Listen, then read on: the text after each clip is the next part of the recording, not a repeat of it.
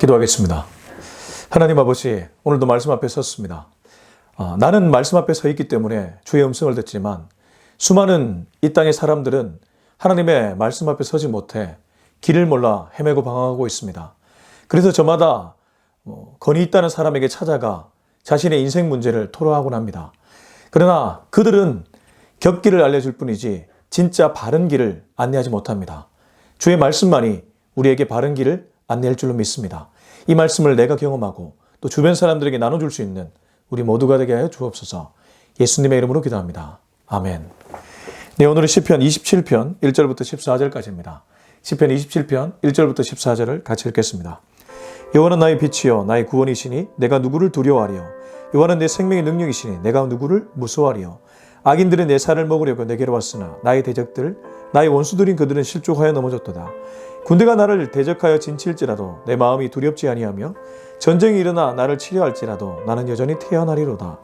내가 여호와께 바라는 한 가지 일 그것을 구하리니 곧 내가 내 평생에 여호와의 집에 살면서 여호와의 아름다움을 바라보며 그의 성전에서 사모하는 그것이라. 여호와께서 환난 날에 나를 그의 초막 속에 비밀히 지키시고 그의 장막 은밀한 곳에 나를 숨기시며 높은 바위 위에 두시리로다. 이제 내 머리가 나를 둘러싼 내 원수 위에 들리니 내가 그의 장막에서 즐거운 제사를 드리겠고 노래하며 여호와를 찬송하리로다. 여호와여, 내가 소리내어 부르짖을 때에 들으시고 또한 나를 긍휼히 여기사 응답하소서. 너희는 내 얼굴을 찾으라 하실 때에 내가 마음으로 주께 말하되 여호와여, 내가 주의 얼굴을 찾으리이다 하였나이다. 주의 얼굴을 내게 숨기지 마시고 주의 종을 노하여 버리지 마소서. 주는 나의 도움이 되셨나이다. 나의 구원이 아닌 힘이시여 나를 버리지 마시고 떠나지 마소서. 내 부모는 나를 버렸으나 여호와는 나를 영접하시리이다. 여호와여, 주의 도를 내게 가르치시고 내 원수를 생각하셔서 평탄한 길로 나를 인도하소서. 내 생명을 내 대적에게 맡기지 마소서. 위증자와 악을 토하는 자가 일어나 나를 치려함이니이다. 내가 산자들의 땅에서 여호와의 선하심을 보게 될 줄 확실히 믿었도다. 너는 여호와를 기다릴지어다. 강하고 담대하며 여호와를 기다릴지어다. 아멘. 네, 오늘은 시편 27편 1절에서 14절까지의 말씀입니다. 오늘 말씀을 묵상하면서 이 말씀은 두 단락으로 나눠져 있구나. 물론 성경을 읽으면서도 그 구분을 알 수 있습니다. 1절부터 6절이 한 단락이고 7절부터 14절이 또 다른 한 단락입니다. 근데 그 내용을 가만히 보면 1절부터 6절은 눈을 뜬 인생을 가리키고 있습니다. 적어도 이 1절에서 6절 다윗은 눈을 떴습니다. 아니, 모든 사람이 눈 뜨고 살아가는데 이게 무슨 말인가? 우리가 영안을 뜬다 이런 표현 쓰지 않습니까? 왜 예수님도 밤중에 자신을 찾아온 니고데모에게 거듭나지 않으면 하나님의 나라를 보지 못한다고 했습니다. 본다는 것, 하나님의 나라는 사실 가시적인 것 아니죠. 비가시적인 것인데 영안을 뜨면 보이는 영역입니다. 지금 다윗은 1절부터 6절에서 뭔가 두려워하는 인생들에게 눈을 뜨라고 얘기해주고 있습니다. 그리고 7절부터 14절은 현실적인 얘기입니다. 어떤 의미에서 영적인 부분과 현실적인 부분 두 가지가 번갈아 나오는 것이 시편 27편인지도 모르겠습니다. 1절입니다. 27편 1절 여호와는 나의 빛이요 나의 구원이시니 내가 누구를 두려워하리요. 여호와는 내 생명의 능력이시니 내가 누구를 무서워하리요. 우리가 교회 다니면서 많이 듣는 얘기 중에 하나가 사람을 두려워하지 말고 여호와를 두려워하고 그를 경외하라는 메시지를 많이 듣습니다. 실상은 어떻습니까?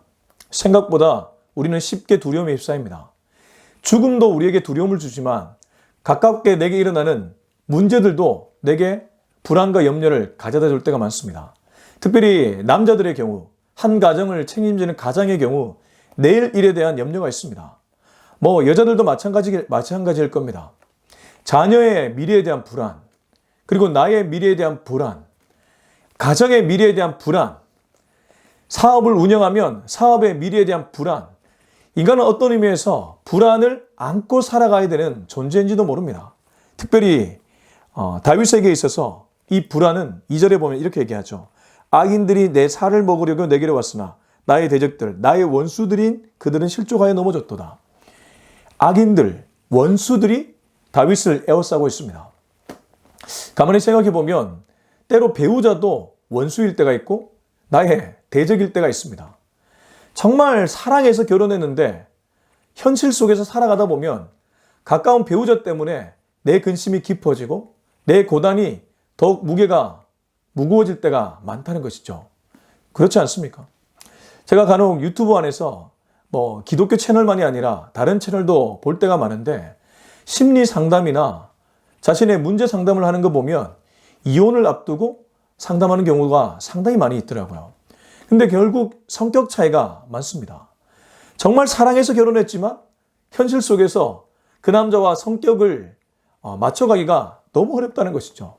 나는 활발하고 쾌활한 사람인데 남편은 과묵하고 또 정이 없고 좀 차가운 사람이다. 이걸 맞춰가는 것이 너무 힘들다는 것이죠.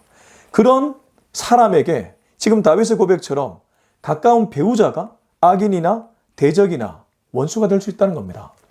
그래서 우리는 이런 문제 앞에서 때로 두려워하고 불안해합니다. 내 인생 과연 행복할 수 있을까? 나의 미래는 좀 더 나아질 수 있을까? 이런 두려움에 휩싸이게 된다는 것이죠. 이뿐만 아니라 진짜 죽음이나 질병의 문제 앞에 딱 서면 불안함이 깃듭니다. 아, 나는 여기서 끝나는구나. 내 인생은 여기서 게임 오버구나. 이때 우리들에게 찾아오는 것은 낙담과 좌절입니다. 근데 지금 다윗은 전혀 그렇지 않습니다.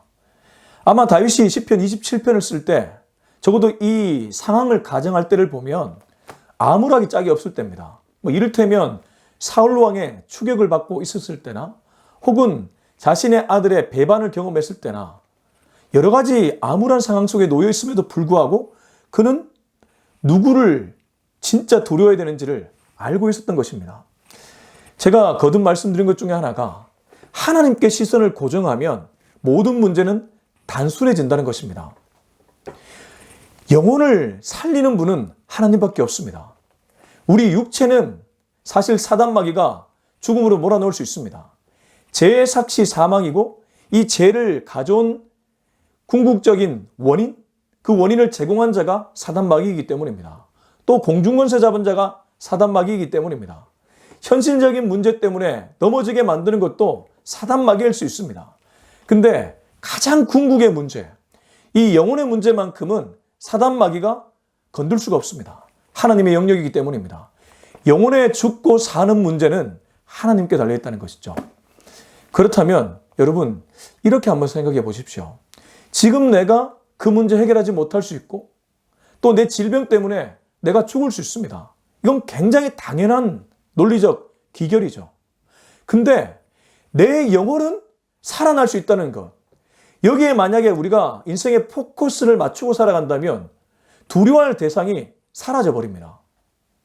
아무리 내게 강압적이고 겁박하는 사람들이 있다고 할지라도 그 사람이 내 영혼을 건들 수는 없습니다. 내 돈 문제를 건들 수 있고 현실적인 내 문제를 건들 수는 있겠지만 내 영혼 문제만큼은 건들 수 없기 때문입니다. 영혼 문제는 하나님께 달려 있습니다. 그래서 성경 끊임없이 이런 얘기를 하는 것입니다. 두려워할 대상을 진짜 두려워하라고. 영원한 나라에 가는 것은 내 영혼이 살아나야 되는데 내 영혼을 살아나게 하는 분은 오직 하나님밖에 없다는 것이죠. 그래서 다윗은 여호와는 나의 빛이요 영혼의 빛이요 나의 구원이시니 나의 영혼의 구원이시니 내가 누구를 두려워하리요. 여호와는 내 영혼의 생명의 능력 되시니 내가 누구를 무서워하리요. 눈 떴죠? 바로 이게 눈뜬 사람입니다. 영혼을 지각하고 살아가는 사람, 영혼을 자각하고 살아가는 사람은 눈뜬 사람입니다. 이 눈뜨기 시작하면 당당해집니다. 교만한 것이 아니라 영적인 눈을 떴기 때문에 사람을 두려워하지 않게 된다는 뜻입니다. 그렇다고 사람에게 예의범절을 어긴다는 뜻도 아니죠. 오히려 하나님이 내 영혼을 지켜주신다는 것을 알기 때문에 하나님이 부어주신 그 영혼들을 불쌍히 여기고 그 영혼들에게 잘하기 위해 쓰겠죠. 2절 악인들이 내 살을 먹으려고 내게 왔으나 나의 대적들 나의 원수들인 그들은 실족하여 넘어졌도다. 영혼의 무게를 모르고 영혼의 죽고 살아남을 모르는 악인들과 대적들, 원수들은 결국 실족해서 넘어집니다. 그들이 넘어진다는 것입니다. 그들이 나를 괴롭히고 나를 짓밟으려고 하고 또 때로 나의 현실적인 문제를 또 아프게 할 때도 있지만 그들은 자신의 영혼 문제 하나 해결하지 못하는 불쌍한 존재들이라는 것이죠. 내 살 먹으려, 내 현실적인 문제를 먹으려고 내게 왔지만 궁극적인 자신의 영혼 문제를 해결하지 못하니 그들은 실족하여 넘어지는 존재들이란 겁니다. 3절 군대가 나를 대적하여 진칠지라도 내 마음이 두렵지 아니하며 전쟁이 일어나 나를 치려할지라도 나는 여전히 태어나리로다. 아니 군대가 일어났습니다. 전쟁이 일어났습니다. 총칼이 왔다 갔다 총알이 내 머리 위로 지나갑니다. 이때 두려워하지 않을 사람 누가 있겠습니까? 목숨이 왔다 갔다 하는데. 근데 육신의 목숨이 아니라 영혼의 목숨에 눈뜬 사람들은 오히려 두려워하지 않을 수 있다는 뜻입니다. 그래서 한국교회 초대 교회사를 보면 이 영혼의 눈을 뜬 진짜 영안을 가졌던 순교하셨던 목사님들은 이런 눈을 떴기 때문에 그렇게 순교할 수 있었던 것입니다. 아무리 공산당이 아무리 일본의 앞잡이들이 총칼을 겨누어도 영혼을 눈떴기 때문에 내 육신 죽어도 내 영혼 천국 간다는 것 확신했기 때문에 도리어 그들이 불쌍해 보이는 것이죠. 여러분 대단하지 않습니까? 이게 진짜 생명력 있는 기독교의 핵심 가치입니다. 4절 내가 여호와께 바라는 한 가지 일 그것을 구하리니 곧 내가 내 평생에 여호와의 집에 살면서 여호와의 아름다움을 바라보며 그의 성전에서 사모하는 그것이라. 이 눈을 떴기 때문에 그가 사모하는 한 가지 일은 평생에 하나님의 집에 살면서 하나님의 집이라는 것은 하나님을 주인 삼았다는 것. 꼭 교회만이 아니라 내 마음의 주인이 하나님이 되었다는 것. 평생토록 하나님을 주인 삼기 위해 애쓴다는 것. 그것 아니겠습니까? 여호와의 아름다움을 바라보며 그의 성전에서 사모하는 그것이라. 5절 여호와께서 환난 날에 나를 그의 초막 속에 비밀히 지키시고 그의 장막 은밀한 곳에 나를 숨기시며 높은 바위 위에 두시리로다. 환난 날, 죽음이 임박한 그날, 원수들이 나를 찾아오는 그날, 문제 속에 휩싸여 갈 바를 알지 못하는 그날, 도리어 하나님은 그의 초막 속에 비밀히 지키시고 그의 장막 은밀한 곳에 나를 숨기시며 높은 바위 위에 두시리로다. 내 영혼의 피난처가 되신다는 뜻입니다. 6절 이제 내 머리가 나를 둘러싼 내 원수 위에 들리니 내가 그의 장막에서 즐거운 제사를 드리겠고 노래하며 여호와를 찬송하리로다. 이렇게 급박한 상황 속에서도 두려움과 불안과 염려가 있는 상황 속에서도 노래 부를 수 있고 찬송할 수 있다는 것입니다. 바울과 실라가 감옥에 갇혔습니다. 그러나 그들은 기도하고 찬양하는 일을 멈추지 않았습니다. 그랬더니 기적이 일어났습니다. 실제적으로 현실적으로도 기적이 일어났습니다. 그러나 그들은 그런 기적을 바라보고 그렇게 한 것이 아니라 내 영혼의 주인 되신 주님을 바라보며 그냥 그 일을 했던 것입니다. 그 현장에서 이슬로 사라질 수도 있었습니다. 그러나 그렇게 했더니 하나님이 기적을 일으켜 주셨죠. 그들이 감옥에서 풀려난 것도 기적이지만 그 감옥 안에서 주님을 찬양하고 노래할 수 있는 것이 더 기적입니다. 지금 다윗은 이 급박한 상황 속에서 나를 둘러싼 원수들의 틈 속에서 즐거운 제사를 드리고 노래하며 여호와를 찬송하고 있습니다. 이러한 은혜를 꼭 경험할 수 있기를 주님의 이름으로 축원합니다. 여러분 기독교의 힘이 바로 여기 있습니다. 남들은 다 좌절하고 낙담할 때 눈 뜨고 주님 바라보며 이겨내는 힘을 가지는 것이 바로 기독교인들입니다. 근데 이제 7절부터 14절은 현실로 넘어와서 현실 속에서는 우리가 어떻게 기독교인으로 살아가야 되는지에 대한 얘기를 해주고 있습니다. 7절 여호와여 내가 소리내어 부르짖을 때 들으시고 또한 나를 긍휼히 여기사 응답하소서. 자, 현실적인 영역에서 첫 번째 우리가 해야 될 일은 하나님을 찾고 하나님께 소리내어 부르짖는 일입니다. 여러분 기도가 무엇입니까? 하나님을 찾는 일입니다. 문제를 하나님께 토로하는 일입니다. 문제가 너무 크면 문제에 휩싸여서 문제 너머에 계신 하나님이 보이지 않을 때가 있는데 다윗은 이때야말로 하나님을 찾을 때인 줄을 정확하게 알았습니다. 그리고 찾을 때 그냥 가만히 기도하는 것이 아니라 소리내어 부르짖었습니다. 여러분 문제가 클수록 더 하나님께 뜨겁게 기도하십시오. 소리내어 외치십시오. 함성을 지르듯이 주여! 이렇게 한번 외쳐보십시오. 하나님이 그 간절한 단말마에 나의 소리를 외침을 들으실 것입니다. 여기 소리내어 부르짖을 때 들으시고 라고 말하고 있지 않습니까? 또한 나를 긍휼히 여기사 응답하소서. 두 번째가 바로 하나님의 긍휼을 구하는 일입니다. 현실 속에서 문제 앞에서 두려움과 불안에 휩싸인 나의 그 상황에서 하나님의 긍휼을 구하라는 얘기입니다. 여러분, 자녀가 부모에게 불쌍히 긍휼을 구하면 부모는 그 자녀를 보면서 안타깝게 생각하고 혹시 돈 문제가 필요하면 주머니를 열 때도 있고 또 그에게 도움을 줄 때가 많이 있지 않습니까? 물론 빈번하게 거짓말하면 도와주지 않겠지만 정말 애절하게 부모를 찾으면 그 애절하게 자신을 찾는 자녀를 보면서 외면할 부모는 거의 없습니다. 하나님도 마찬가지죠.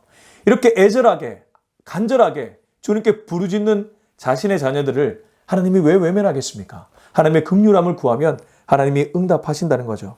8절은 하나님의 성품을 구하는 것입니다. 8절 9절 읽어보겠습니다.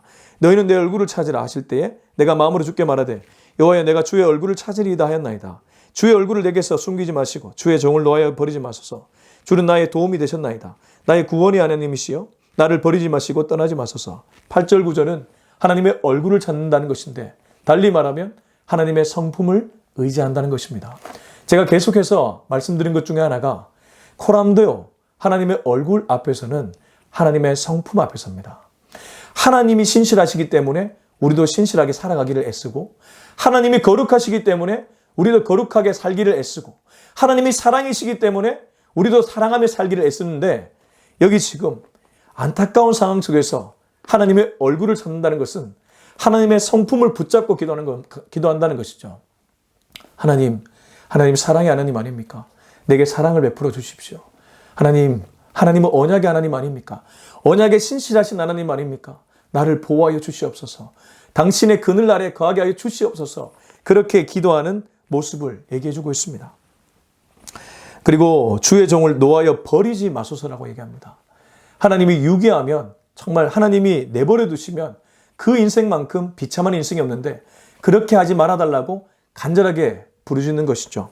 10절은 부모는 버릴지언정 하나님은 버리지 말아달라고 애타게 부르짖는 시편 기자의 고백입니다. 내 부모는 나를 버렸으나 여호와는 나를 영접하시리이다. 앞에 9절 끝부분과 연결되어 있습니다. 나의 구원의 하나님이시여 나를 버리지 마시고 떠나지 마소서. 얼마나 현실이 암울하면 하나님 나를 버리지 마라 주옵소서 이렇게 기도하겠습니까? 내 부모는 나를 버릴지언정 여호와는 나를 버리지 않을 것을 확신하고 믿습니다. 주여 나를 버리지 마라 주옵소서. 때로 정말 힘든 상황 속에서는 이런 기도가 우리에게 필요합니다. 하나님께 부르짖고 하나님의 긍휼하심을 구하고 하나님의 성품을 의지해서 기도하고 또 하나님께 버리지 말아달라고 피할 길을 내달라고 간절하게 애타게 구하는 것이죠. 11절부터 14절까지 쭉 읽어보겠습니다.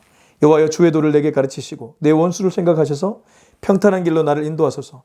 내 생명을 내 대적에게 맡기시 마소서. 위증자와 악을 토하는 자가 일어나 나를 치려함이니이다. 내가 산자들의 땅에서 여호와의 선하심을 보게 될 줄 확실히 믿었도다. 너는 여호와를 기다릴지어다. 강하고 담대하며 여호와를 기다릴지어다. 이제 시편 기자는 또 다른 고백으로 바뀝니다.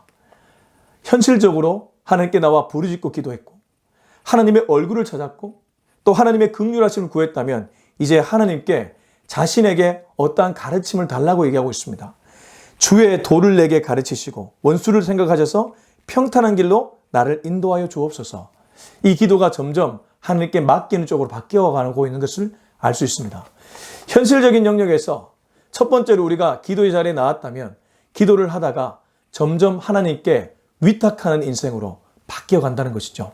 현실적인 문제를 해결하는 시편 기자의 방법은 하나님께 자기의 문제를, 자기의 인생을 맡기는 것입니다. 주의 도를 내게 가르쳐 주시옵소서. 평탄한 길로 나를 인도하여 주옵소서. 생명을 대적에게 맡기지 마시고 위증자, 그들은 위증자와 같죠. 거짓말하는 사람입니다. 악을 토하는 자, 매번 하는 일은 악을 쏟아내는 일입니다.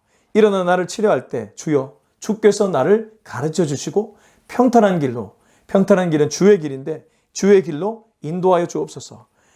그리고 이제 마지막으로 다윗은 이 13절 14절에서 현실적으로 살아가는 기독교인들이 꼭 가져야 될 두 가지를 얘기해 줍니다.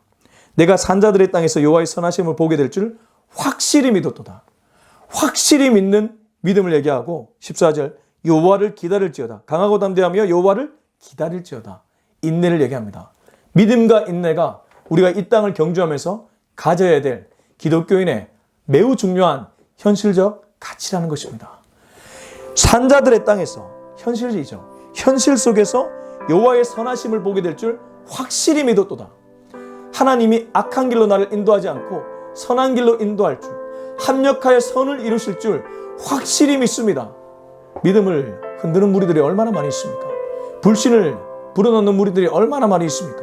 그때 그걸 다 물리치고 믿음을 끝까지 지키라는 것이죠. 뿐만 아니라 여호와를 기다리라는 것입니다. 여호와의 때를 기다리라는 것입니다. 여호와의 일하시는 때를 기다리라는 것입니다. 여호와의 응답하시는 때를 기다리라는 것입니다. 이 때를 기다리지 못하고 조급하게 자기의 계획대로 간 사울 왕이 있지 않습니까? 그는 결국 사무엘에 의해서 하나님이 버리셨다는 통보를 받아야 했습니다. 하나님의 때를 기다리면 하나님은 반드시 역사하십니다. 엘리야가 저 멀리 하늘을 봤을 때 손바닥만한 작은 구름 보지 않았습니까? 우리가 잠잠히 하나님께 기도하면 하나님은 아주 작은 구름이라도 우리에게 응답의 신호를 보여주십니다. 하나님의 때에 하나님의 방법으로 하나님은 역사하신다는 뜻입니다. 여러분, 이 믿음 갖고 현실적인 영역까지 잘 살아낼 수 있기를 바랍니다. 결론으로 오늘은 두 가지를 우리가 들었습니다. 첫 번째는 영혼의 눈을 뜨라는 것입니다. 영안을 가지면 내 현실을 공격하는 무리들이 두렵지 않게 됩니다. 오히려 영혼을 죽고 살리시는 하나님을 바라보게 됩니다. 현실적인 영역에서는 하나님께 나와 기도하는 일이 중요하고 또 나는 믿음과 인내를 가지는 것이 중요합니다. 자, 여러분, 영적인 부분과 현실적인 부분이 시편 27편에 녹아져 있었습니다. 이 두 가지만 우리가 확실하게 붙들어도 우리에게 닥쳐진 모든 문제를 거뜬하게 이겨낼 수 있을 것입니다. 바라기는 내게 닥쳐진 오늘의 문제, 아니 내일 다가올 그런 여러 가지 문제들 앞에서 불안과 염려에 휩싸여 있지 않고 담대하게 주님을 믿음으로 또 이겨낼 수 있길 주님의 이름으로 축원합니다. 기도하겠습니다. 이 시간 기도할 때 하나님, 오늘도 귀한 메시지에 너무 감사합니다. 내 영혼에 죽고 사는 문제가 가장 중요한데 주여, 내 육신의 문제, 현실적인 문제에 휩싸여서 주님을 바라보지 못하도록 만든 모든 무리들을 떨쳐버리게 하시고 물리치게 하시고 오직 주님을 바라봄으로 주님만을 두려워하는 인생 되게 하여 주시옵소서. 우리 이 기도 제목 갖고 주님 이름 한번 찾고 기도하도록 하겠습니다. 주여, 하나님 아버지, 오늘도 이 메시지를 통해 내가 누구를 두려워해야 되는지, 내가 누구를 무서워해야 되는지 깨닫게 주심에 감사합니다. 역시 하나님을 두려워하고 하나님을 무서워해야 되는 것을 깨닫게 되었습니다. 생각보다 현실은 녹록지 않습니다. 생각보다 내게 닥쳐진 문제가 버겁습니다. 그러나 그럴 때일수록 내 영혼에 집중하게 하시고 내 영혼을 죽고 살게 하시는 하나님께 시선을 고정해서 하나님을 두려워하고 하나님께 가까이 나아가서 문제 너머 계신 하나님으로 말미암아 오히려 담대함을 얻는 인생 되게 하여 주시옵소서. 하나님 아버지, 다윗은 대적들을 무서워하지 않았고 원수들을 무서워하지 않았습니다. 때로 사단 마귀는 가까운 사람들을 통해 내게 공격할 때도 있습니다. 가까운 사람들이 나의 대적이고 원수일 때도 있습니다. 그러나 그들을 보며 두려워하지 않겠습니다. 불안해하지 않겠습니다. 염려하지 않겠습니다. 도리어 하나님을 바라보며 이 현실적인 문제를 뛰어넘을 수 있는 담대한 믿음을 허락하여 주시옵소서. 뿐만 아니라 주님이 내게 요구하는 것은 믿음과 인내인 줄로 믿습니다.